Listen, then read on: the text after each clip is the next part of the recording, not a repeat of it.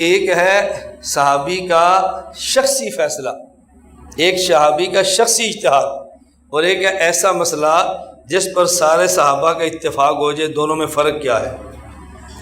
نبی اللہ رب العزت کا نمائندہ ہے تنہا، نبی اللہ کا نمائندہ ہے تنہا، اور صحابی نبی کا نمائندہ تنہا نہیں ہوتا بلکہ مجموعہ صحابہ پیغمبر کے نمائندے ہیں۔ اللہ کے نبی صدیق بھی ہیں، عادل بھی ہیں، فاروق بھی ہیں، شجاع بھی ہیں، سخی بھی ہیں، ساری صفتیں ہیں نا، اور صحابہ میں سے ساری صفتیں ہیں، لیکن کوئی وصف صداقت میں ممتاز ہوگا، کوئی وصف عدالت میں ممتاز ہوگا، کوئی وصف حیا میں ممتاز ہوگا، کوئی وصف شجاعت میں ممتاز ہوگا، اور اللہ کے نبی ساری صفتوں میں ممتاز تھے۔ حضور کے بارے میں کوئی یہ نہیں کہہ سکتا کہ آپ میں صداقت کا وصف تو نمایاں تھا لیکن شجاعت کا وصف آپ میں نمایاں نہیں تھا، آپ سارے اوصاف میں نمایاں تھے۔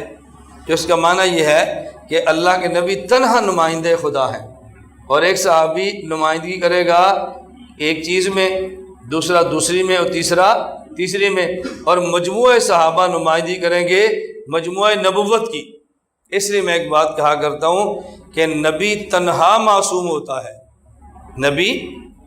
نبی خود معصوم ہے، اور صحابی جب تنہا ہو تو مومن، تنہا ہو تو عادل، کلہم عدول، تنہا ہو تو حجت، یاد رکھنا، تنہا ہو تو محفوظ، اور جب سارے صحابہ جمع ہو جائیں تو نبی کی طرح معصوم۔ بات سمجھ آ گئی؟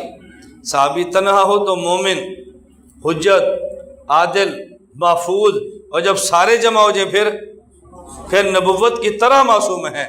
اب ان کا فیصلہ ایسے ہی ہوگا جیسے اللہ کے نبی کا فیصلہ ہوتا ہے صلی اللہ علیہ وسلم۔ اب گنجائش انکار کی ہمارے پاس کوئی باقی رہتی نہیں ہے۔